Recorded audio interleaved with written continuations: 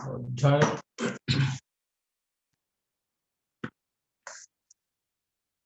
अध्याय 3 अध्याय का नाम है श्री हरिदास ठाकुर की महिमा।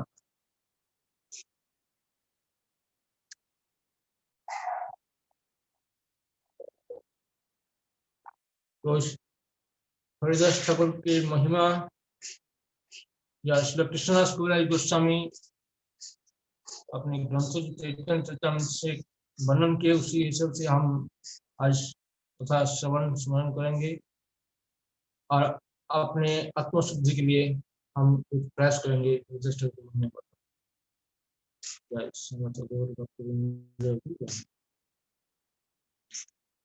हरे कृष्ण प्रभु जी।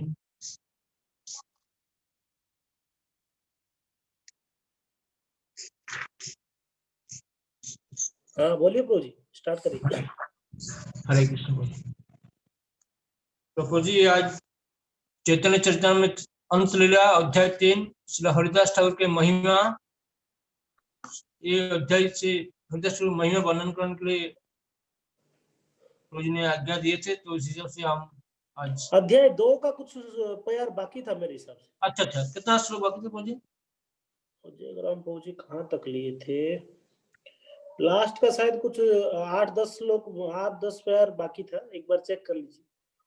अच्छा ठीक है प्रभु जी। तब ये अंतिम पैर प्रभु जी 172, तो मतलब उससे 10 श्लोक पहले मतलब 162 से पढ़े। हाँ पढ़ लीजिए, फिर आप चैप्टर 3 कर लीजिए। हाँ जी ठीक है। जय जय श्री चैतन्य जय नित्यानंद, जय अद्वैत चंद्र जय गौर भक्त वृंद, जय जय श्री चैतन्य जय नित्यानंद, जय अद्वैत चंद्र जय गौर भक्त वृंद, जय जय श्री चैतन्य जय नित्यानंद, जय अद्वैत चंद्र जय गौर भक्त वृंद। अंतलीला अध्याय 2 छोटे हरिदास के दंड, इसे श्लोक संख्या 162 से लेकर अंतिम श्लोक तक हम श्रवण करेंगे। वर्षांतरे शिवानंद सभक्त लया, प्रभुरि मिलिलासी आनंदित हैया। वर्ष के अंत में शिवानंद सेन पहले की तरह अन्य भक्तों के साथ जगन्नाथपुरी आए और परम सुख का अनुभव करते हुए श्री चैतन्य महाप्रभु से मिले। हरिदास कहा, यदि श्रीवास पूछिला सकर्म फल भूवान प्रभु उत्तर दिला। जब श्रीवास ठाकुर ने श्री चैतन्य महाप्रभु से पूछा, छोटा हरिदास कहाँ है, तो महाप्रभु ने उत्तर दिया, मनुष्य के अपने सकाम कर्मों का फल अवश्य मिलता है। तो श्री चैतन्य महाप्रभु को मिलने के लिए हर साल जगन्नाथ रथ से पहले शिवानंद सेन के देखरेख में जंगल से कोई 100 भक्तों से भी अधिक भक्त आते थे जगन्नाथ रथ में भाग लेने के लिए।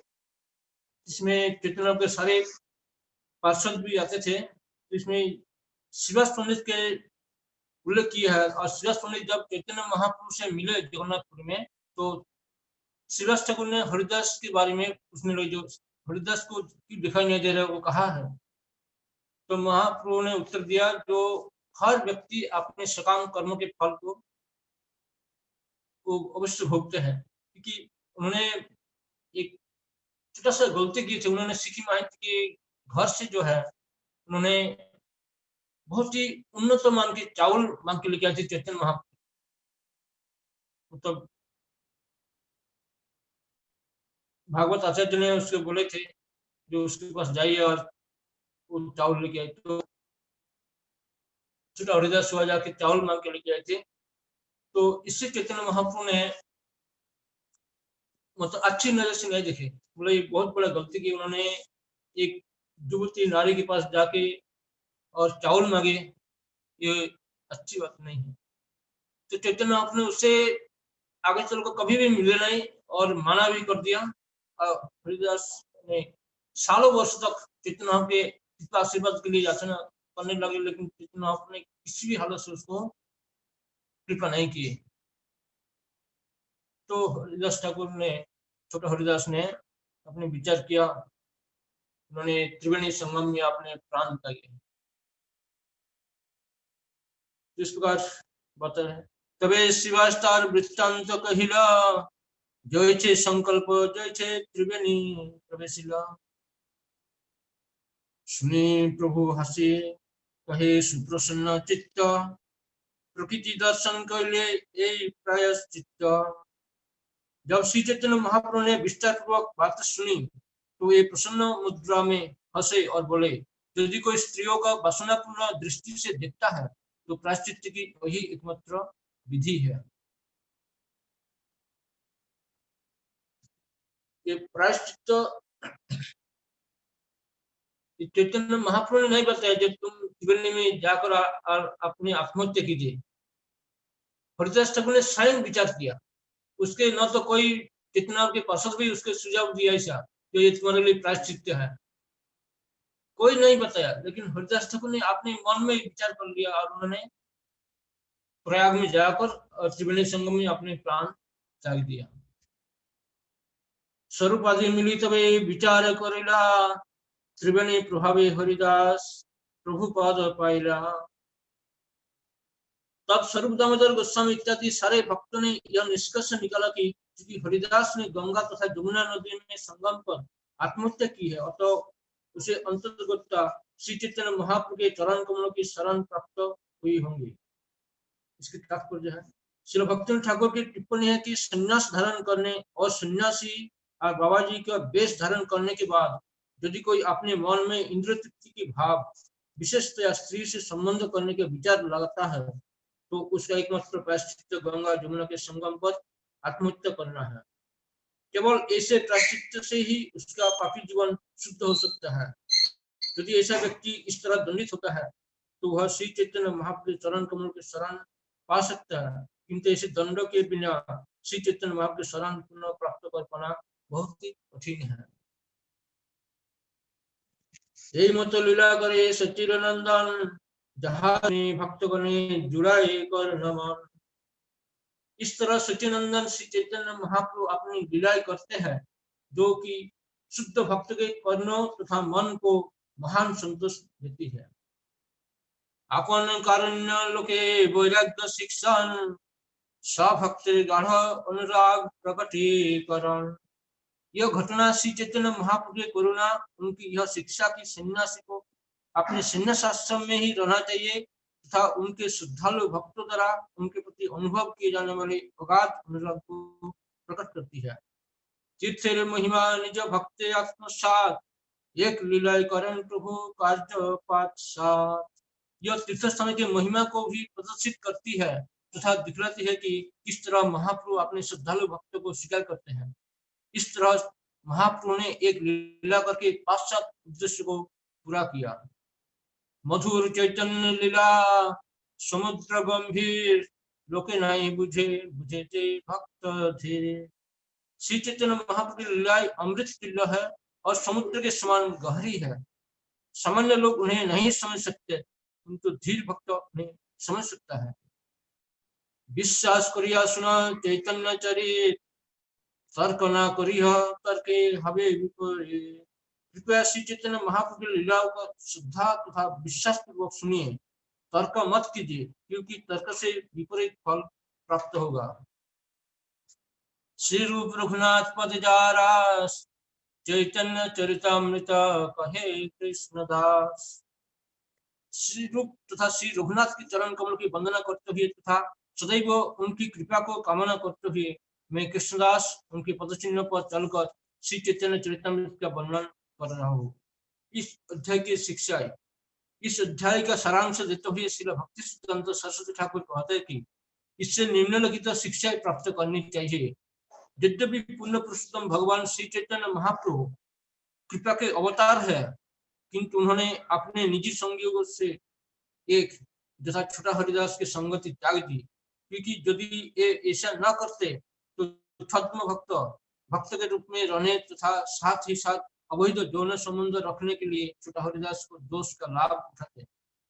ऐसे कार्य से श्री चैतन्य महाप्रभु के संप्रदाय के नैतिक पतन होता और इस तरह भक्तगण श्री चैतन्य महाप्रभु के नाम पर नारकीय जीवन में चले जाते। छोटे हरिदास को दंड देकर महाप्रभु ने आचार्य का वो चैतन्य महाप्रभु संप्रदाय की प्रसार करने वाले संस्थाओं के मुखिया को तथा समस्त भक्त के लिए आदर्श स्थापित किया। श्री चैतन्य महाप्रभु सर्वोच्च आदर्श बनाए रखना चाहते थे। श्री चैतन्य महाप्रभु ने शिक्षा दी कि शुद्ध भक्त सरल हो तथा पाप कर्म से रहित हो, क्योंकि तभी कोई उनका प्रामाणिक दास हो सकता है। श्री चैतन्य महाप्रभु ने अपने अनुयायी को शिक्षा दी कि किस तरह संन्यास आश्रम का दृढ़ता से पालन किया जाए। श्री चैतन्य महाप्रभु यह बताना चाहते थे कि उनके भक्त उन्नत है तथा उनका चरित्र आदर्श है। ये अपने श्रद्धालु भक्तों को कृपा पूर्वक स्वीकार करते हैं और उन्हें शिक्षा देते हैं कि भक्ति के कठोर नियमों से थोड़ा सा भी विचलित होने से कितना कष्ट तथा उत्पात उत्पन्न हो सकता है। छोटा हरिदास को दंड देकर श्री चैतन्य महाप्रभु ने उस पर कृपा प्रदर्शित की और इस तरह प्रदर्शित किया कि उनके प्रति हरिदास की भक्ति कितनी उच्च थी।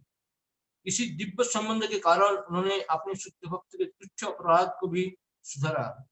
इसलिए जो कोई श्री चैतन्य महाप्रभु का शुद्ध भक्त बनना चाहता है उसे समस्त भौतिक इंद्रिय तृप्ति का परित्याग कर देना चाहिए, अन्यथा श्री चैतन्य महाप्रभु के चरण कमलों को प्राप्त कर पाना दुष्कर होगा।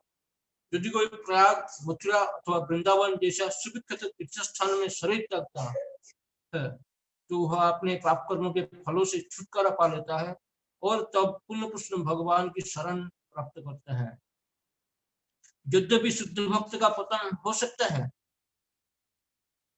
फिर भी महाप्रभु की कृपा से उसे भगवत धाम लौट जाने का अवसर प्राप्त होता है। इस प्रकार श्री चैतन्य चरितामृत के अंत लीला के अंतर्गत छोटे हरिदास को दंड शीर्षक वाले द्वितीय अध्याय का भक्ति तात्पर्य पूर्ण हुआ। तो अभी हम अंत लीला अध्याय 3 श्री हरिदास ठाकुर की महिमा, तो ये आज हम इस समय 9 बजे तक चर्चा करेंगे। अभी 40 मिनट टाइम है। तो चैतन्य चरितामृत में हरिदास ठाकुर की कथा प्रसंग में पहले हरिदास की जीवनी कुछ बोलना चाहते हैं। हरिदास ठाकुर ये साक्षात ब्रह्मा है। कृष्ण लीला में ब्रह्मा जी ने श्री कृष्ण के चरण में कुछ अपराध किए थे। श्री नरोत्तम दास ठाकुर अपने भजन में उल्लेख करते हैं, जो हरि स्थाने अपराधे तारे हरि नाम, तो स्थाने अपराधे नहीं क्यों एडान। जो भक्त भगवान के चरण कमल में अपराध कर बैठते हैं तो उसके लिए प्रायश्चित क्या है? हरिनाम करना। हरिनाम से वो अपराध से वो उसको छुटकारा मिलता है। इसलिए ब्रह्मा जी ने कृष्ण लीला में जब भगवान श्री कृष्ण बचपन में बछड़ा और गाय को चराने के लिए जंगल में वृंदावन के द्वादश वन में भ्रमण करते थे और गाय चराने के साथ साथ ऐसा भी लीला करते थे जो कृष्ण एक स्थान में सारे गोप बालक के साथ बैठकर और सभी अपने अपने घर से जो भी भोजन प्रसाद लेके आते थे तो सब मिलकर उसको आस्वादन करते थे और वन भोजन के आनंद लुटते थे। तो ब्रह्मा जी अपने हंस वाहन में सवार होकर और वृंदावन में कृष्ण के लीला का दर्शन कर रहे हैं और देख रहे हैं जो एक कृष्ण किसी के झूठन खा रहे हैं और कृष्ण के झूठन और दूसरा कोई गोपाल खा रहे। तो ब्रह्मा जी के मन में ये संशय होगा, जो भगवान कैसा हो सके? भगवान तो सबके लिए आराध्य होता है, एक ऐसा दूसरे के झूठन खाएंगे, ये भगवान नहीं हो सके।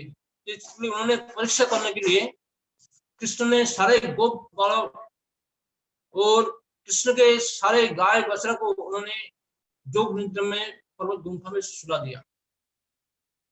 आज परीक्षा ले रहे जो सपोज भगवान एक है तो सब कुछ करने में समर्थ है तो पुनः उन्होंने सृष्टि कर सके।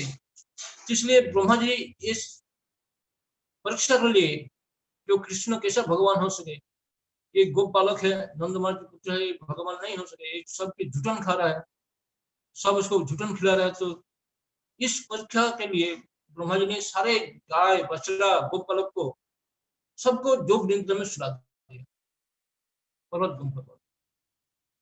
और जब कृष्ण देखा सारे गाय बछड़ा गोपालक कोई नहीं है, तो कृष्ण तो सर्वज्ञ है, सब कुछ जानते हैं ये कैसा हो गया। तो उन्होंने देखा ये ब्रह्मा जी के काम है। इसके पीछे भी एक सबसे बड़ा लीला ये है, जो सारे गोपिया ये चाहते थे कि कृष्ण मेरे पुत्र होते थे, तो मेरे स्तन से कृष्ण दूध पीते थे, तो मैं हम सब कितना भाग्यवत होते थे। ऐसा गोपियों के मन में भी इच्छा थी। लेकिन ये तो नंद महाराज के पुत्र में यशोदा पुत्र में प्रकट हुए थे, तो यशोदा भाग्यवती बने थे।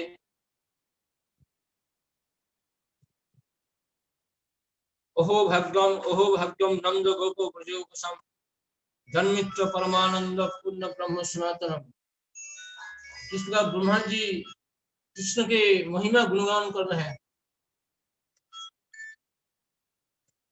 तो आगे चलकर शुद्ध गोस्वामी आगे भी वर्णन करते हैं, जो नंद किम अक्रोध ब्रह्मन श्रेय एवं महोदयम यशोदा च महाभागा अपोजस्तनम हरि। जो नंद महाराज कैसा भाग्यवान है। नंद किम अक्रोध ब्रह्मन, नंद महाराज कौन सा पुण्य कर्म किया है जो साक्षात पुण्य ब्रह्म सनातन श्री कृष्ण उसके पुत्र में प्रकट है। और यशोदा मैया कितना महाभाग्यवती है, महाभागा है, जिसके स्तन से भगवान श्री हरि स्वयं दुग्ध पान किए थे। इस प्रकार यशोदा नंद महाराज के गुणगान कर रहे भागवतम में प्रसन्न, जो कितना महान है। तो सारे गोपियां ने भी चाहते थे जो कृष्ण मेरे पुत्र होते थे, तो हमारे स्तन से दूध पीते थे, तो हम कितना भाग्यवती बन। तो ये जो गोपिया की जो शुद्ध प्रेम से आकृष्ट कर भगवान, इसलिए उन्होंने अपने आपको हजारों संख्या में विस्तार किया। जितना गोपालक से इतना गोपालक के रूप में विस्तार किया, इतना गाय के रूप में विस्तार किया, बछड़ा के रूप में विस्तार किया। और प्रतिदिन संध्या से पहले पहले ब्रज में पुनः प्रत्यावर्तन करते थे।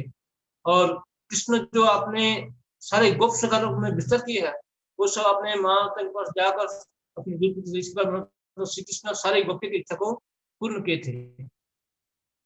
तो इसी भाव से जो है कृष्ण भगवान एक लीला के माध्यम से कोई सारी लीला की इच्छा को पूरी करता है। तो ब्रह्मा जी के मन में शंका होने के कारण उन्होंने सारे गाय गोपालक बछड़ा को पर्वत गुफा में जोग निद्रा में सुला दिया। और फिर पुनः ब्रह्मा जी देखने के लिए आए, जो अभी कृष्ण क्या कर रहा है ये देखने के लिए उन्होंने ब्रह्मा जी फिर ब्रज में आकाश में विचरण कर रहे हैं। और देख रहे इतना ही समपरिमाण गाय उसी कलर में, जिस कलर में गाय उन्होंने सुला दिया, क्योंकि हर एक गाय एक कलर में नहीं थे, कोई काला है, कोई धवली है, कोई और दूसरी कलर की है। तो इस प्रकार सभी वो गाय थे, बछड़ा थे, और सारे गोपालों भी उसी प्रकार से प्रकट हुए थे। और सब कृष्ण के साथ खेल कूद कर रहा है, गोचरण कर रहा है। तो ब्रह्मा जी के मन में भ्रम गया, क्या मैं जो जोग निद्रा में सुला दिया वो सारे गाय वह जाग के आ गया पर्वत गुम्फा से। उन्होंने पर्वत गुम्फा में चेक करने के लिए गया, देखा नहीं, इतने सारी गाय सब वह अभी भी निद्रा में है। तो ब्रह्मा जी जब समझ पाए जो एक स्वयं भगवान है, ये सब कुछ करने में समर्थ है, और मैं तो उसकी इस लीला में मैं बाधा सृष्टि की है, तो मैं बहुत बड़ा अपराधी हूँ। इस अपराध के कारण जो है कि ब्रह्मा जो उच्च पद में है, और वो ब्रह्मा सोचे जो अभी इस दापट युग अंत में जो है फिर कलियुग आएंगे, और कलियुग में प्रथम संध्या में भगवान स्वयं कृष्ण श्री चैतन्य महाप्रभु में प्रकट होंगे। नवद्वीप में। तो मैं चैतन्य महाप्रभु की लीला में शामिल होंगे और उस समय में कोई उच्च, जैसे मैं ब्रह्मांड के सबसे उच्च पद में हो, ऐसा पद भी मुझे होना चाहिए जिसके कारण मुझे गर्व होंगे कि मैं बहुत विद्वान हूँ, आदि कवि है। तो ऐसा मुझे नहीं चाहिए। मैं तो एक तुच्छ परिवार में जन्म लूंगा और हरिनाम करते हुए मैं जो अपराध किए हैं, अपराध से मैं प्रायश्चित करूँ। इस विचार से उन्होंने ब्रह्मा जी हरिदास रूप में प्रकट हुए हैं, कलयुग में चैतन्य महाप्रभु की लीला में शामिल हुए थे। तो हरिदास के महिमा जो है, श्री कृष्णदास कविराज गोस्वामी चैतन्य चरितामृत में और चैतन्य भागवत में श्री वृंदावन दास ठाकुर ने बहुत अच्छी तरफ से ये वर्णन किया है हरिदास की महिमा। ये सब वर्णन किए हैं जो हरिदास के केवल नाम उच्चारण करने से व्यक्ति भगवत धाम वापस जा सके, इसे चैतन्य भागवत में श्री वृंदावन दास ठाकुर वर्णन किए हैं। जो देवता भी हरिदास को स्पर्श पाने के लिए इच्छा रखते हैं, गंगा देवी जो सबको पावन करने वाले हैं, ऐसा गंगा माता भी हरिदास के संग प्राप्त करने के लिए इच्छा प्रकट करते हैं।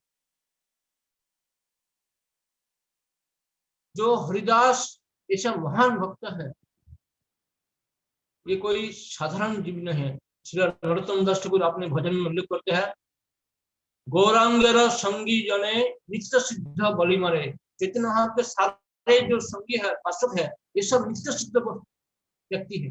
ये कोई अपने भजन के माध्यम से सिद्ध नहीं हुए, ये शुरुआत से जो है नित्य सिद्ध जीव है। गौरांगेर संगी जने नित्य सिद्ध बलि मरे, ये नित्य सिद्ध जीव है। तो ये हमको शिक्षा देते हैं कि किस प्रकार से भगवान के भक्ति के माध्यम से हम भगवान के चरण को प्राप्त कर सके। इस प्रकार हरिदास ठाकुर की लीला जो हम श्रवण करेंगे तो हमारे आत्मा को शुद्धि होंगे और हम हरिदास की कृपा भी प्राप्त करेंगे। तो आज हम ये जो अध्याय है, इससे पहले जो है वर्णन आए हैं, जो चैतन्य महाप्रभु के पास एक उत्कल ब्राह्मण पुत्र आते थे, वो वयस में बहुत ही छोटे थे और ये जो पुत्र थे एक विधवा के पुत्र थे, उसमें तो उसके पिता वियोग हो गए थे, उसके पिता की स्वर्गवास हो गए थे और वो जिस माता ने उस पुत्र को जन्म दिए वो बहुत ही सुंदरी थी, तरुणी थी, युवती थी। तो ये बालक प्रतिदिन चैतन्य महाप्रभु से आगे बढ़ते थे और चैतन्य को संग करते थे। तो ये देखकर जो है स्वरूप दामोदर ये अच्छी से नहीं देखते थे। यद्यपि उस जो पुत्र आते थे उसके मामी साथ में नहीं आते थे, वो केवल अकेला आते थे, फिर भी स्वरूप दामोदर ये अच्छी नजर से नहीं देखते थे, क्योंकि चैतन्य महाप्रभु की आदर्श शिक्षक है, सारे जगत की शिक्षा देने के लिए प्रकट हुए हैं। वैराग्य विद्या निज भक्ति योग शिक्षार्थम एकम पुरुषम पुराणम चैतन्य नामनी शरीरधारी बुद्धिस्तम शरणम प्रपति का सार्वभौम ने चैतन्य महाप्रभु की महिमा गुणगान किया है। ये स्वयं जो है साक्षात भगवान है। ये चैतन्य रूपी शरीर में ये जगत को भगवत भक्ति शिक्षा देने के लिए प्रकट हुई है। जो ब्रज प्रेम ये प्रदान करने के लिए चैतन्य महाप्रभु प्रकट हुई है। ये स्वयं भगवान श्री कृष्ण है। कृपां बुद्धिर्जस्तम शरणम प्रपते, एक कृपा के समुद्र के सागर है, समुद्र है। सारे जीव को कृपा वितरण करने के लिए चैतन्य महाप्रभु प्रकट है कलयुग में प्रथम संध्या में। ये आदर्श शिक्षक है और स्वयं ऐसा कुछ गलती करे तो समाज में क्या प्रभाव पड़ेंगे, इसलिए स्वरूप दामोदर ने वो बालक को पहले मना करते थे कि तुम यहाँ पहले प्रतिदिन मत आओ। कि मतलब यहाँ आना ही छोड़ दो। लेकिन चैतन्य चैतन्य ने वर्णन किया है, जो बालक जो है, जहाँ उसको कोई अच्छी तरफ से बात करते हैं, अच्छी तरफ से उसको मतलब स्नेह करते हैं, तो बालक जो है वहाँ आ सकते हैं। ये बालक की रीति होता है। जब कोई व्यक्ति, वयोज्येष्ठ व्यक्ति हो, कोई भी हो, जब बालक को अच्छी तरफ से स्नेह करते हैं, अच्छी तरफ से वार्तालाप करते हैं, तो बालक वहाँ हर दिन प्रतिनियत आना चाहते हैं। तो स्वरूप दामोदर माना करने के बाद भी ये बालक आते थे। तब जब बालक आना छोड़ना नहीं चाहते थे, तो चैतन्य महाप्रभु स्वरूप दामोदर ने डांटने लगे, क्योंकि आप एक बालक के प्रति इतना स्नेह करते हैं, तो समाज में और दूसरा व्यक्ति इसको देखकर जो है ऐसे भावना होंगे, जो आप उस पुत्र के माता के साथ आपके कुछ जरूर संबंध होंगे। तो ऐसे मतलब आपके सन्यासी पर जो चित्र जो है, जो दोष है, वो देखेंगे। शुक्ल वस्त्रे मसी बिंदु जयछन लुकाय, सन्यासी अल्प छिद्र सर्वलोके गाय। सन्यासी के थोड़ा सा भी कुछ गलती होता है तो सारे जगत उसके बहुत बड़ा चलाकर उसको वर्णन करते हैं, उसे मतलब अपवाद करते हैं। इसलिए स्वरूप दामोदर चेतन होकर चेता है, जो तुम आप उस बालक को आने के लिए मना कीजिए। लेकिन चैतन्य महाप्रभु ने बोला, आप मेरे सबसे बड़ा हितकांक्षी व्यक्ति हो, जो मुझे को आप इसका ससा रहे हैं और हमको गलती से बचा रहे हैं।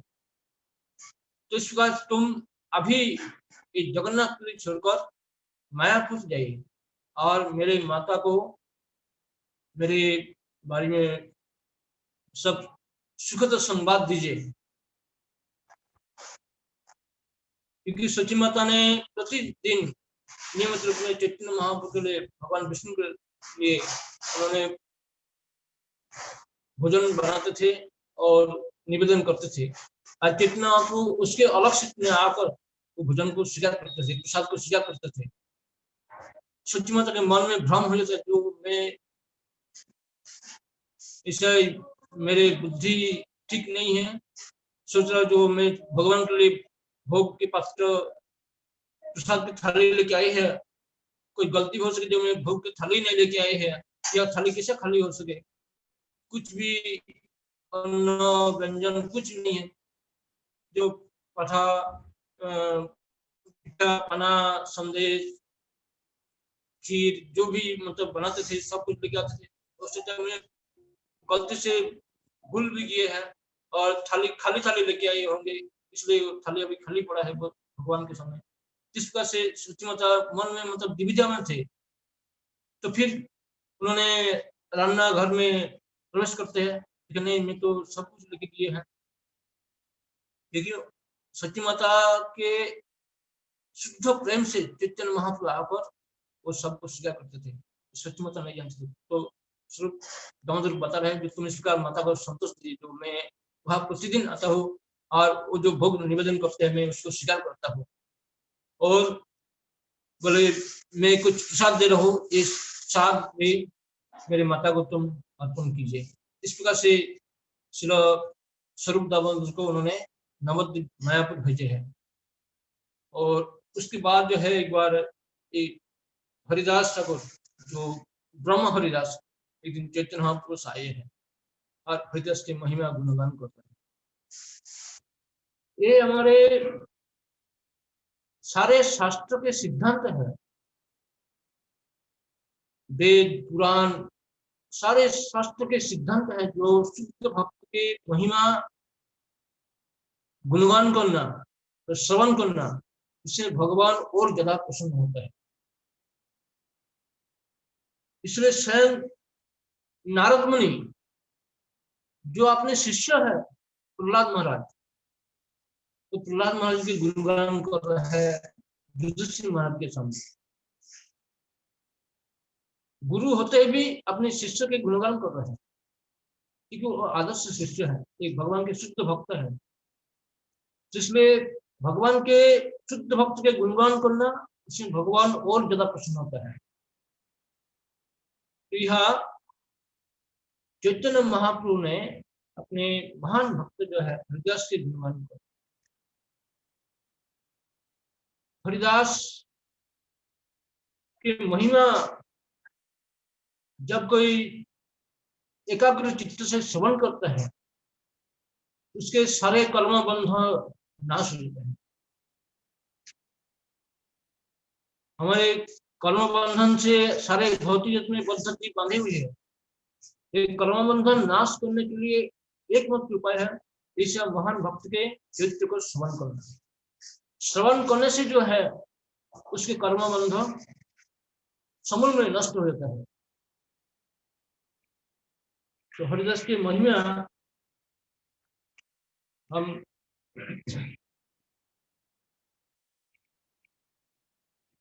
यह चैतन्य चरितमृत से और चैतन्य भागवत से, दोनों ग्रंथों से मैं थोड़ा थोड़ा टाइम लेकर बोलने के लिए प्रयास करेंगे, क्योंकि चैतन्य महाप्रभु के सबसे प्रिय भक्त थे नामाचार्य जो हरिदास है, हरिदास ठाकुर। ये आज जो स्वाधीन बांग्लादेश है, वहाँ बुढ़ान ग्राम में और जवानकुल में प्रकट हुए थे। चैतन्य भागवत में श्री वृंदावन दास कहते हैं, जैसा दैत्यकुल में प्रहलाद महाराज ने जन्म लिए थे, कपिकुल में हनुमान जन्म लिए थे, ऐसे जवानकुल में हरिदास जन्म लिए थे।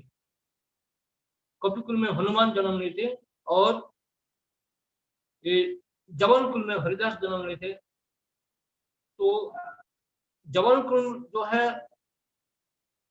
हमारे शास्त्र में जवानकुल के सबसे नित्य माना जाता है, जाता है। उसके अंदर भगवत भक्ति मतलब प्रकट होता नहीं। ये सब नृत्य जो है नृत्य भी हरिदास ठाकुर भगवान के महान है। हरिदास ये सिद्ध करना चाहता है जो चाहे मनुष्य कोई भी कुल में जन्म ले, वो जन्म से उससे कोई मतलब नहीं है, भगवान के भक्ति करने से वो श्रेष्ठ होता है। ब्राह्मण नहीं यदि कृष्ण तजे, चंडाल नहीं यदि कृष्ण भजे। ब्राह्मण वो ब्राह्मण नहीं है, सबको जो कृष्ण को त्याग देते हैं, भगवान श्री कृष्ण की भक्ति नहीं करते हैं, तो ब्राह्मण नहीं है। जन्म से वो ब्राह्मण मतलब द्विज बंधु कहते हैं। लेकिन जो चंडाल कुल में जो कुत्ता के मांसाहार करता है, कुत्ता खाने वाला ऐसा व्यक्ति जो है चंडाल है, वो भी सपोज भगवान के भक्ति करता है तो वो ब्राह्मण से भी श्रेष्ठ है। इसलिए चैतन्य भागवत में श्रील वृंदावन दास ठाकुर कहते हैं, जे भजे से बड़ अभक्त हिंसा, कृष्ण भजने नहीं जात कुलादि विचार। भगवान श्री कृष्ण के भजन के लिए कोई जात कुल इसके ऊपर कोई प्रभाव नहीं पड़ता है।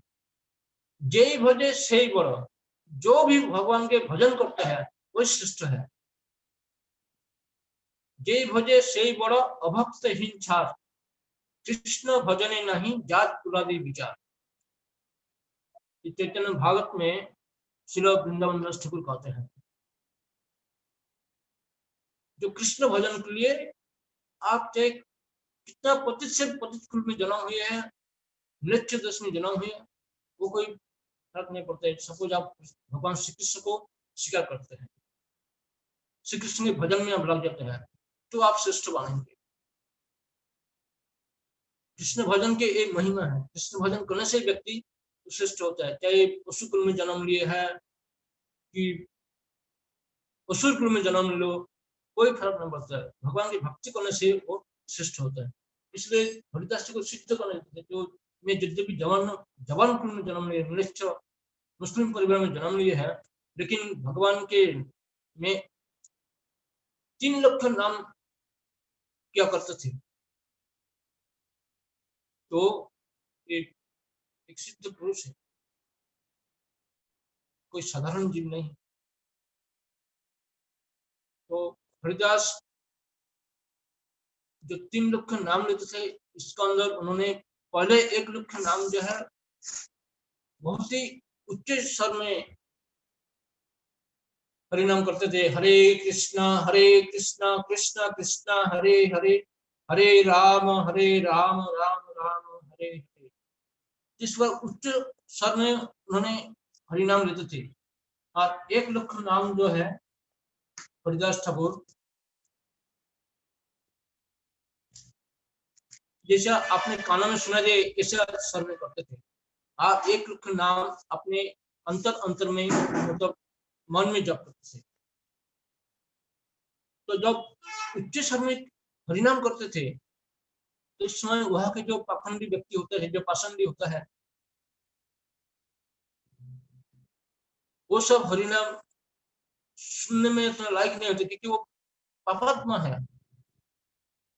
वो हरिदास के विरोध करते हैं, बोले तुम समाज में बहुत उत्पात मचा रहे हैं, आप उच्च स्वर में क्यों नाम कर रहे हैं। तो ये पाखंडी कहते हैं, में चैतन्य भागवत आदि खंड 16 अध्याय से बता रहे हैं हरिदास ठाकुर की उच्च स्वर में कीर्तन करते थे, हरिनाम जप करते थे 1 लाख नाम। वो पाखंडी कहते हैं, अये हरिदास एक ही व्यवहार तुम्हार, डाकिया जे नाम लह की हेतु विहार। तुम उच्च स्वर में की हरिनाम लेते हैं, इसके पीछे क्या कारण है। मने मने जपिबा ऐसे धर्म है, डाकिया लइते नाम कौन शास्त्र कहे। तुम हरिनाम करना चाहते हैं तो तुम्हारे मन में जप करो, जिसे दूसरे किसी को सुनाई नहीं दे। ये शास्त्र के सिद्धांत है। वो पाखंडी सब कह रहे हैं, जो ये धर्म है, ऐसे धर्म है, जो मन में जप करे, दूसरा किसी को पता नहीं चलेगा कि तुम क्या कर रहे हैं। तुम तो बहुत उच्च स्वर में, जैसे तुम्हारे आसपास के सारे व्यक्ति को ये हरिनाम सुनाई दे रहे हैं, इसके पीछे कारण क्या है। मैं सोचता जो ये धर्म नहीं है, वो पाखंड व्यक्ति बोल रहा है हरिदास को।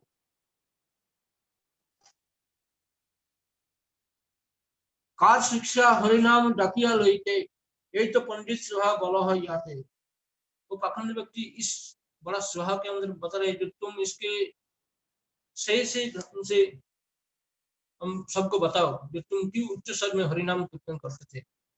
जो 3 लाख नाम के अंदर 1 लाख नाम उन्होंने बहुत उच्च स्वर में हरिनाम करते थे। हरिदास बोलेन इहार जत तत्व, তোমরা से जाना हरि नामेर महत्व। তোমরা সবার মুখে শুনিয়া সে আমি, বলিতেছি বলিবাম যেবা কিছু জানি। উচ্চ করি লইলে শতগুণ পুণ্য হয়, दोष तो ना कहे शास्त्रे गुण से बर्णय। उच्च शतगुणम भवे, उच्च स्वर में हरिनाम करने से 100 गुना फल ज्यादा मिलता है। विप्र बोले उच्च नाम करिले उच्चार, शतगुण पुण्य फल है की हेतु विहार। तो वो पाखंड व्यक्ति हरिदास को पूछ रहे हैं, जो उच्च स्वर में हरिनाम करने से, ये तुम जो बता रहे, जो शास्त्र में सब जगह में वर्णन है, तो इसकी कैसा शतगुण फल लाभ होता है, ये तुम हम सबको वर्णन कीजिए। हरिदास बोला सुनह महाशय, जे तत्व इहार वेदे भागवते कय।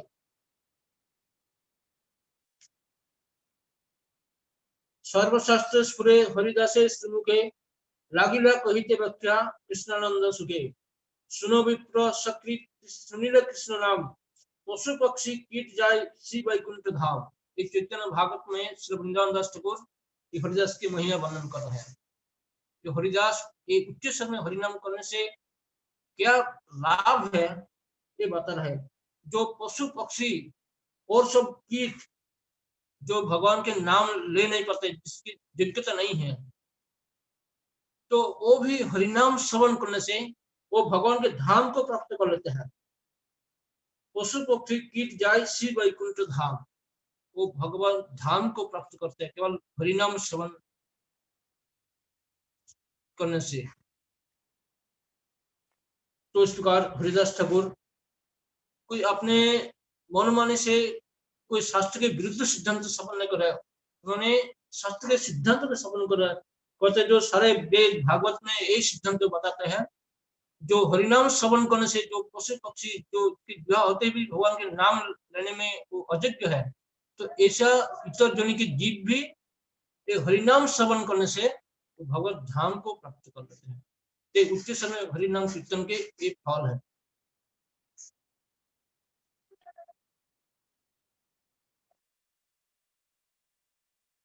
तो यह श्रीमद् भागवतम के 10वें स्कंद अध्याय 34 प्रश्न के 7 से ये श्लोक लिए है।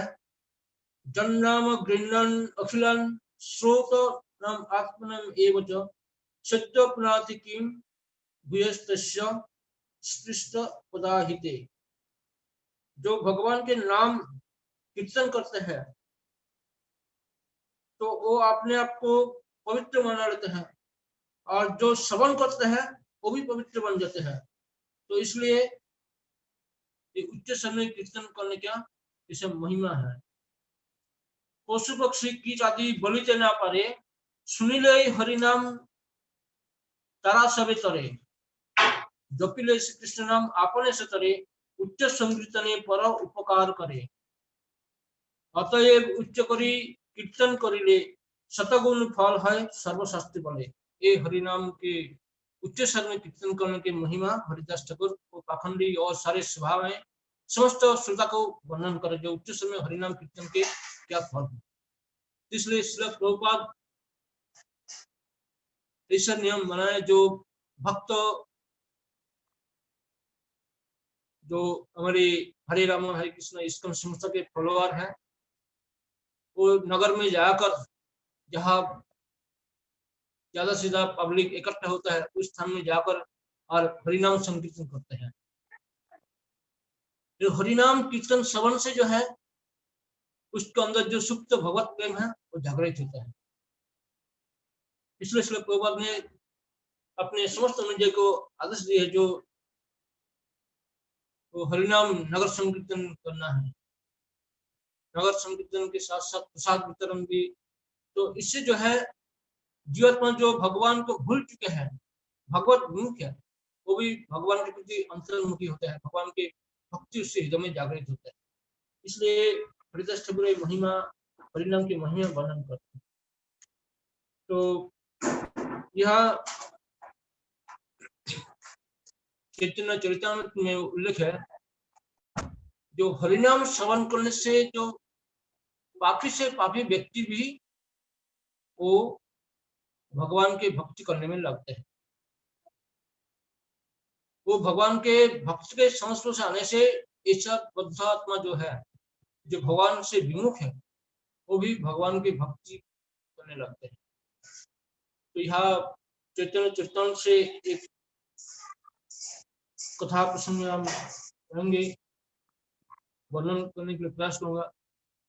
जब हरिदास ठाकुर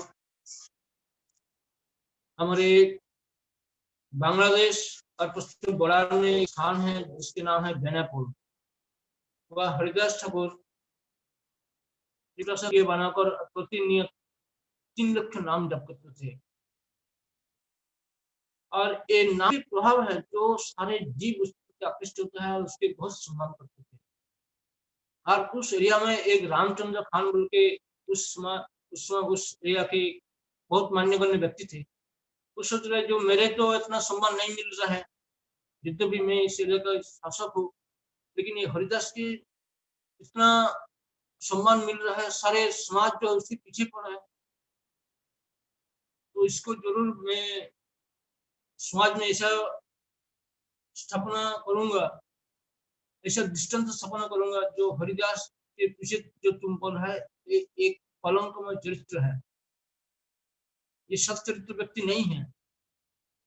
तो ऐसा विचार करते रामचंद्र खान ने एक वेश्या को उन्होंने हरिदास के पास भेजने के लिए विचार किया, और उन्होंने अंत में ऐसे विचार में किया जो वो वेश्या को उन्होंने भेज दी।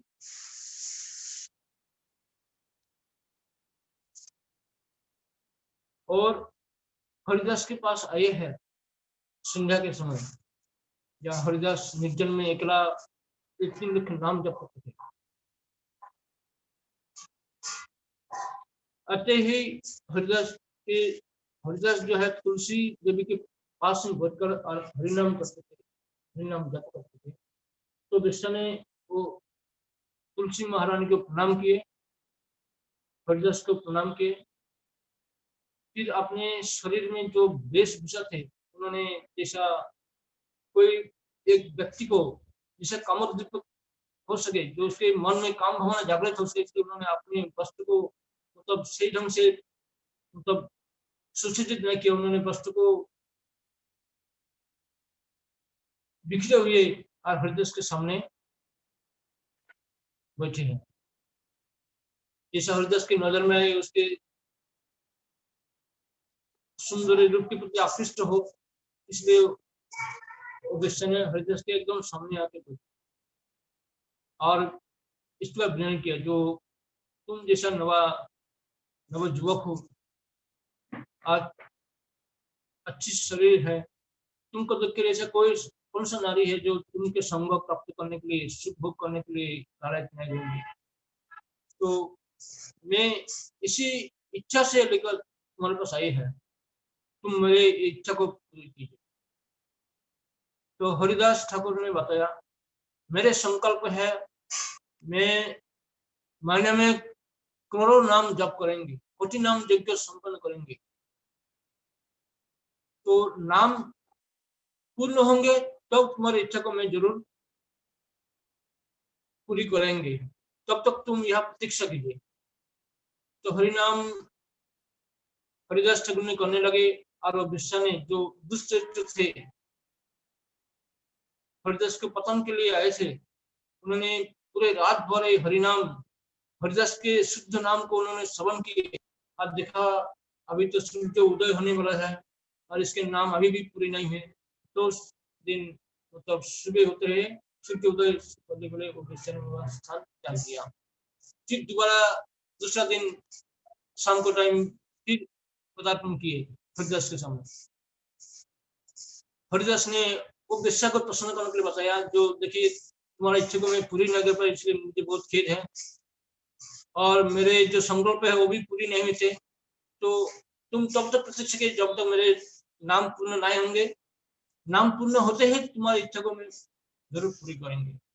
तो दूसरा रात्रि भी इस प्रकार से रात पर हरिनाम करने लगे, और वो वेश्या ने हरिदास के मुखारविंद से इसे शुद्ध नाम श्रवण करते करते देखा, जो आज भी सूर्य उदय होने वाला है और हरिदास के नाम भी अभी तक पूर्ण नहीं है। उन्होंने फिर दूसरा दिन भी उन्होंने स्थान को त्याग दिया। फिर तीसरा दिन आए, इस प्रकार से देखा जो हरिदास तो मुझे वचन दिए है, लेकिन इसका तो नाम ही पूरी नहीं हो रहा है। और तीसरा दिन में जो है वो वेश्या जब देखा, जो आज के दिन भी सुबह होने वाला है और इसके नाम पूरी नहीं है, तो वेश्या और कुछ नहीं बोले, उन्होंने तुरंत हरिदास की चरण पकड़ लिया। हरिदास की चरण पकड़ लिया, बोला मैं बहुत बड़ा अपराधी हूँ, आप महान वैष्णव है, मुझे ये अपराध से आप मुझको छुटकारा दिलाए, मुझको मुक्ति दिलाए। हरिदास ने सब कुछ समझ पाया, जो ये इसके उद्देश्य नहीं थे, लेकिन रामचंद्र खान ने भेजे थे, उसकी इच्छा से विषय यहाँ आए थे मेरे पास। तो उन्होंने वो वेश्या को उद्धार के लिए मार्ग बताया, जो तुम जो कुछ भी अपराध किए हैं आज तक, वो सारे संपत्ति तुम जो है ब्राह्मण वैष्णव को बांट दीजिए, उसके वितरण कर दीजिए, जो भी तुम्हारे पास धन है। और तुम्हारा जो सुंदर रूप है, सुंदरी रूप है, तुम आज ही जो है मस्तक मुंडन कर लीजिए और एक सफेद साड़ी पहन लीजिए और एक तुलसी के सामने बैठकर एक हरिनाम करते थे। तुलसी महारानी के सामने बैठकर हरिनाम करो, इस प्रकार से तुम्हारे सारे अपराध से तुम मुक्त हो जाएंगे और अंत में तुम भगवत चरण प्राप्त कर लेंगे, भगवत चरण में शुद्ध प्रेम प्राप्त होंगे। तो ये है हरिदास की महिमा है। हरिदास के संग प्रभाव से ऐसा दुष्कृत्य सती दुष्कृत्य नारी भी वो महान वैष्णव पाती, ये हरिदास की महिमा है। शुद्ध नाम श्रवण करने से कितना भी पतित व्यक्ति हो, जीव हो, वो भगवान को नाम स्वीकार कर लेते हैं कि उससे हृदय में कृष्ण प्रेम जागृत होते है शुद्ध नाम श्रवण करने से। तो हरिदास ठाकुर विश्व को उद्धार करते हुए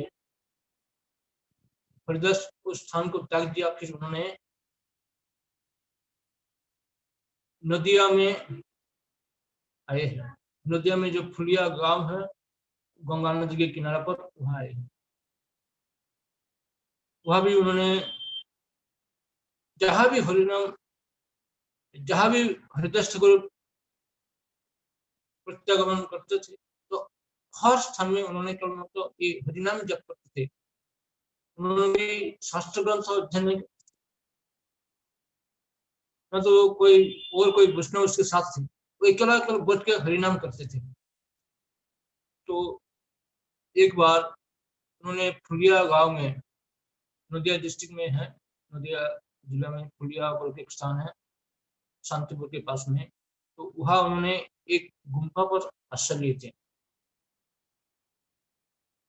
एक गुम्फा पर आश्रय लिए थे और उस गुम्फा में बैठकर हरिदास ठाकुर ने नाम जप करते थे।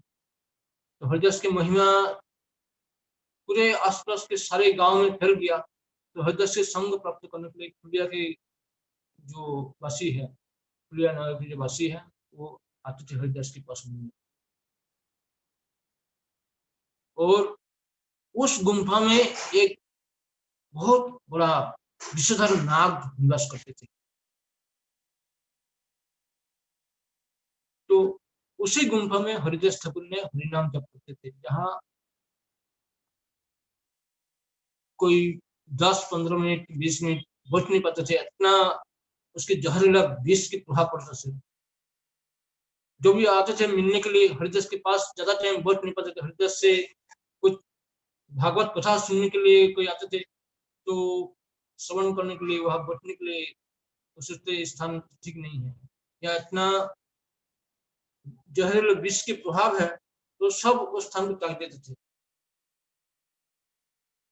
तो गांव वाला व्यक्ति सभी ने बोला है हरिदास को, जो हरिदास तुमको ऐसे महसूस नहीं हो रहा है जो इतना जहरीले विष के प्रभाव यह है कि तुम यहाँ आश्रय लिया है, इस स्थान कितना खतरनाक है, यहाँ कोई जरूर नाग होंगे, विषधर सर्प होंगे, हरिदास तुम इस स्थान को छोड़ दीजिए। तो हरिदास ने उस स्थान को त्यागे नहीं।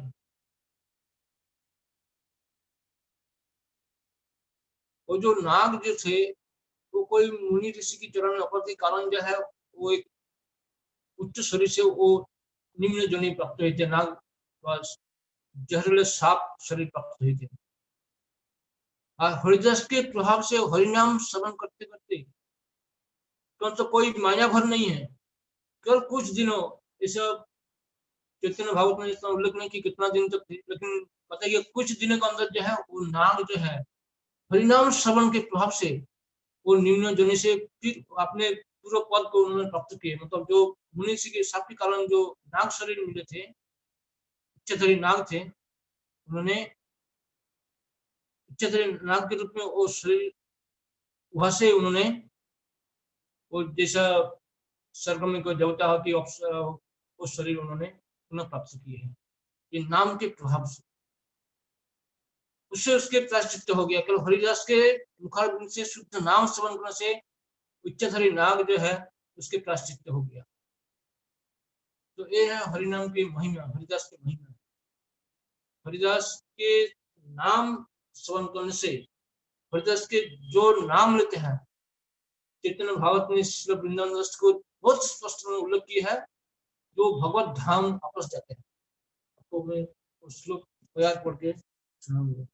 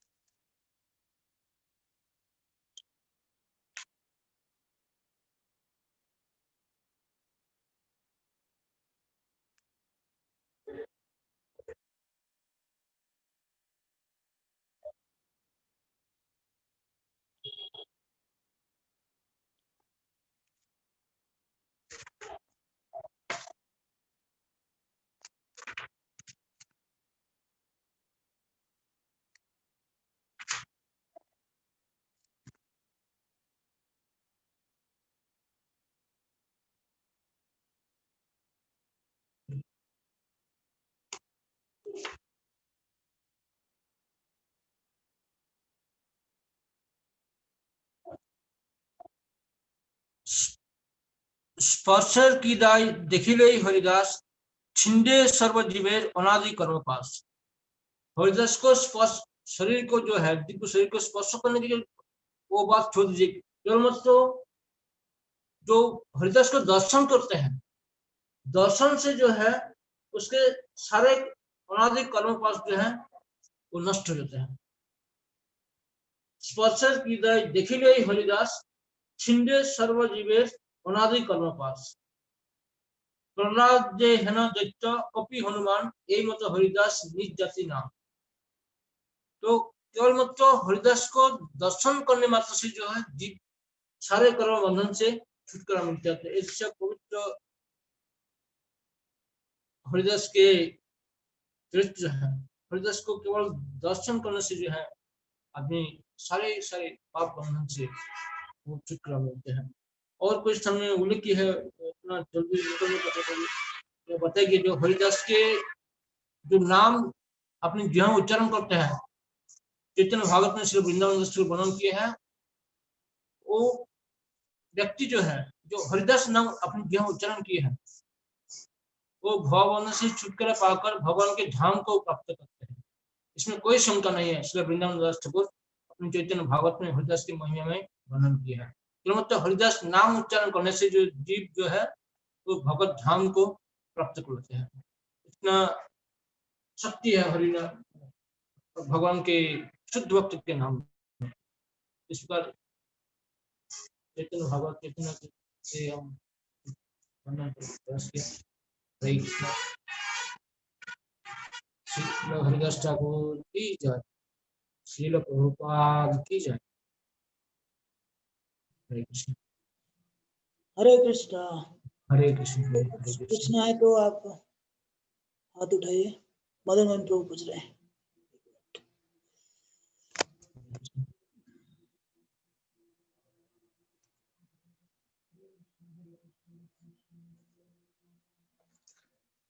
हरे कृष्ण। हाँ, हरे कृष्ण। दरद प्रणाम प्रभु जी। हरे कृष्ण। प्रभु जी मेरे दो प्रश्न हैं। हाँ। पहला प्रश्न तो जब आप दूसरे अध्याय के अंत में पढ़ रहे थे, उसमें जैसे आपने पढ़ा कि छोटा हरिदास ठाकुर शुद्ध भक्त थे, तो शुद्ध भक्त अपराध भी कर देता है तो उसको भगवत धाम की प्राप्ति हो जाती है, ऐसा कुछ पढ़ा। हाँ, तो ये क्या अच्छा उदाहरण है एक मतलब कि साधकों के लिए कि भक्ति में ये अपराध के साथ भी कोई भगवत धाम की प्राप्ति कर सकता है। तो चैतन्य महाप्रभु ने तो अच्छा उदाहरण प्रस्तुत किया कि किस तरह से एक सन्यासी को रहना चाहिए, और साथ साथ ये भी कि यदि अपराध भी हो जाए फिर भी भगवत धाम की प्राप्ति हो सकती है, तो इसको कैसे समझे प्रभु जी? तो जी ये जो अपराध है, जहाँ श्री भक्ति सिद्धांत प्रभुपाद ने अपने व्याख्या में उल्लेख किया है, ये अपराध जो है बहुत बड़ा अपराध नहीं थे। ये जानबूझकर ऐसा नहीं किए थे। छोटा हरिदास जो सिक्की महंती के पास जाकर वो तंदूर मांगे थे, चावल मांगे थे, वो सिक्की महंती को कुछ दृष्टि से देखे नहीं, जैसे आपने काम भाव से ऐसा नजर से नहीं है। लेकिन चैतन्य महाप्रभु ने या श्री भक्ति सिद्धांत जो अपनी व्याख्या में दिए हैं, कि चैतन्य महाप्रभु संप्रदाय में जो भक्त होंगे, जो अनुयायी होंगे, वो नारी से दूर रहे।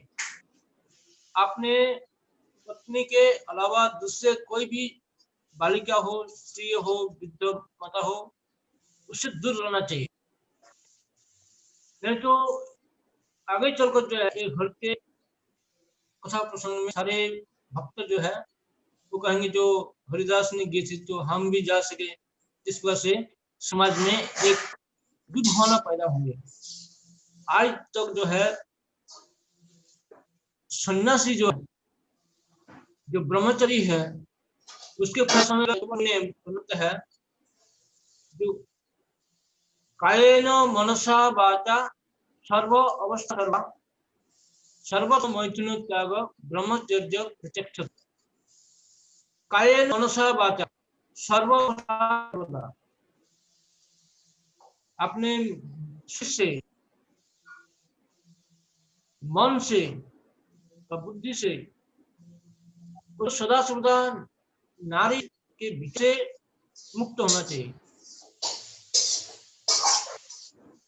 सर्व अवस्था सर्वदा सर्वत्र मन त्याग ब्रह्मचर्य प्रत्यक्षते। ये जागरूक मुनि ब्रह्मचर्य की परिभाषा देते हैं। जो ब्रह्मचर्य कौन है?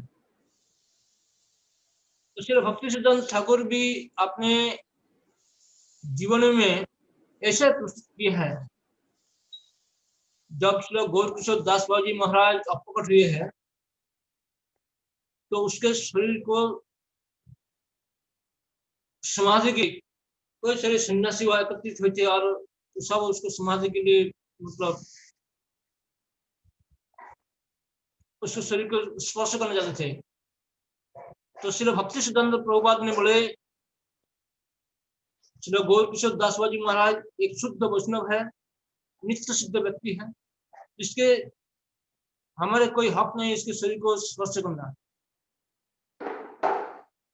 बोले भले तुम सन्यासी हो लेकिन इतना पवित्र नहीं हो। ये भक्ति सिद्धांत प्रभुपाद अपने सन्यासी को उपदेश देते हैं। बोले तुम सारे जिंदगी में जब से सन्यास लिया है वो बात छोड़ दीजिए। मान के चलो कोई 20 साल से सन्यास लिया है, कोई 25 साल से लिया है, कोई 15 साल के सन्यासी है, तो तुमको केवल मतलब मैं 1 साल की समय दे रहा हूँ और 1 साल के अंदर सपोज तुम कोई नारी के विचार अपने मन में नहीं किए हैं, तब तुम गौरकिशोर दास बाबा जी शरीर को समाधि के लिए तुम स्पर्श कर सके, उसको समाधि देने के लिए मदद कर सके। तो 1 साल की छोड़ दिया, फिर बोले तुम पिछले 6 महीने तक कभी विचार नहीं किए हैं, तब तुम सोच सके उसको स्पर्श कर सके। 6 महीने के बाद बोले पिछले 2 महीना, 1 महीना, पिछले 7 दिन, पिछले 1 दिन तुम नारी के बारे में कभी सोचा नहीं, तब तुम गौरकिशोर दास बाबा जी के शरीर को तुम स्पर्श कर सके। तो इस बात देखिए जो सारे इतने श्रील भक्ति सिद्धांत प्रभु के शिष्य है वो इतना मतलब विचार में से अपने गुरु प्रकट की जो नहीं हम ऐसे नहीं हो, हम कोई न कोई सूक्ष्म में नारी के बारे में सोचते हैं।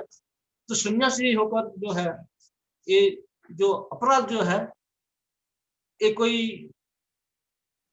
एक शुद्ध भक्त समझ पाते हैं।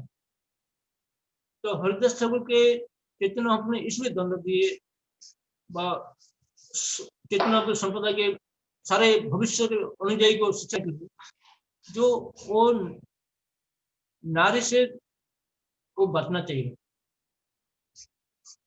जब तक उसके मन में नारी के विचार मतलब सूक्ष्म में रहेंगे तब तो उसके पतन के लिए कारण हो सके।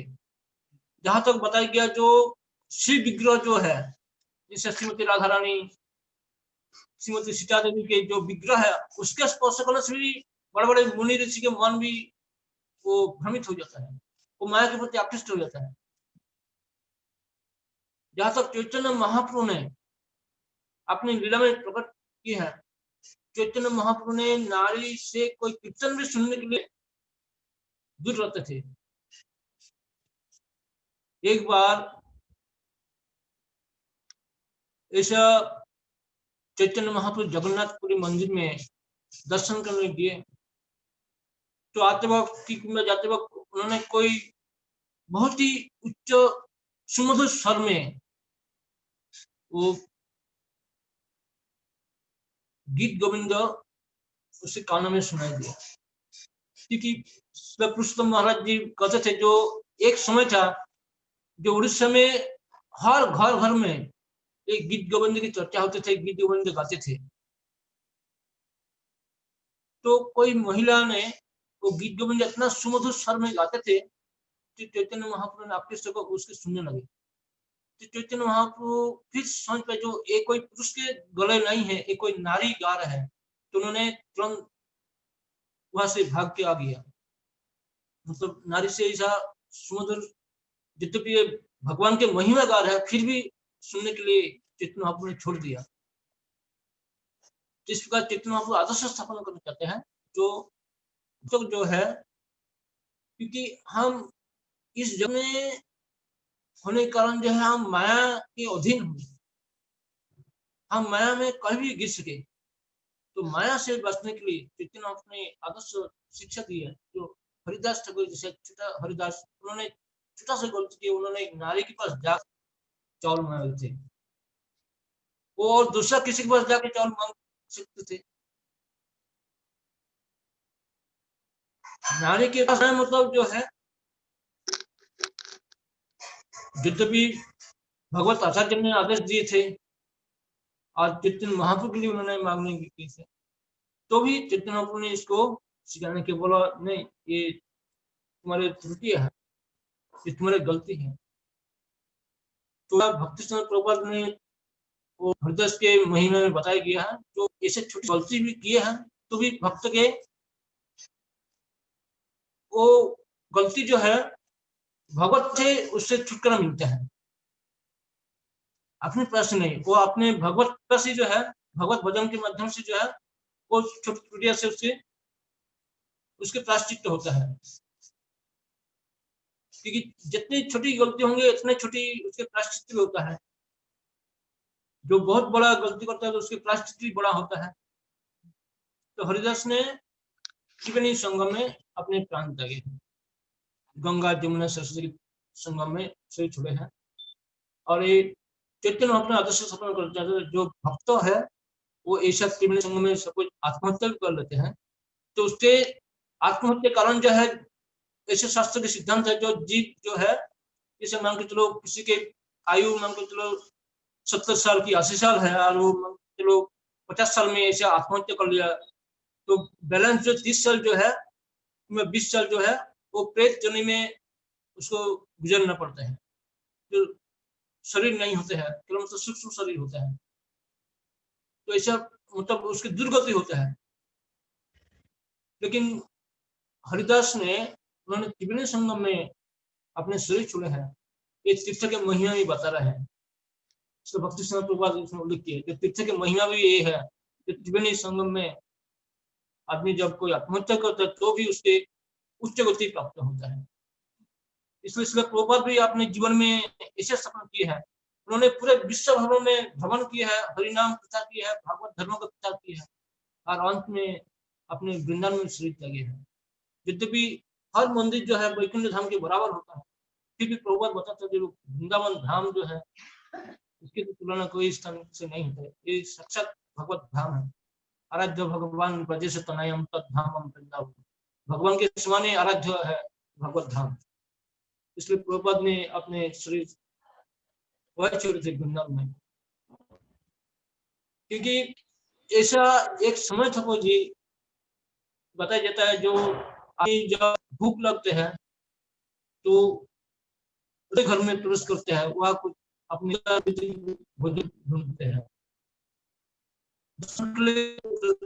तो स्नान बाथरूम में जाता है स्नान करने के लिए, हर स्थान अलग अलग है।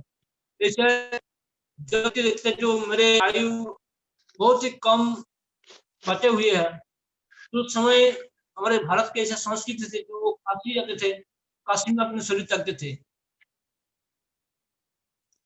काशी हम जो है, हर आदमी के विचार है जो काशी में शरीर छूने से उसके मोक्ष मिलता है, इसलिए जाके अपने शरीर थे। लेकिन आज स्थिति ऐसी है, क्योंकि आज व्यक्ति जो है अपने भौतिक शरीर जीवन के कारण जो है भगवान विमुख हो गया, भगवान की कोई उसकी आस्था नहीं है।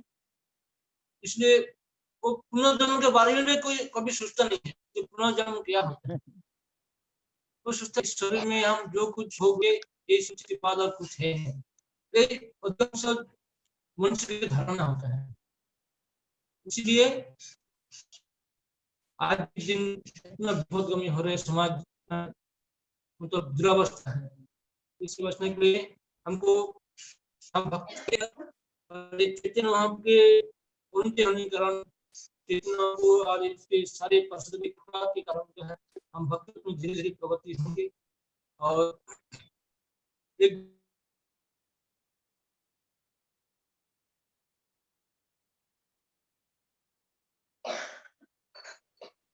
नेटवर्क का प्रॉब्लम है प्रभु जी आपका। हाँ कोई बात नहीं, बंद कर सकते हैं, टाइम भी काफी हो गया। ठीक है प्रभु जी। हरे कृष्ण। बहुत सुंदर प्रभु जी ने बहुत सुंदर बताया छोटे हरिदास के बारे में, और उनके लीला में से क्या शिक्षा मिलता है हमको उसके बारे में बताए, और नामाचार्य हरिदास ठाकुर के बारे में बताए, नाम का महिमा भी बताए। तो उनके लिए उनको आभार व्यक्त करते हैं हरे कृष्ण महामंत्र के द्वारा।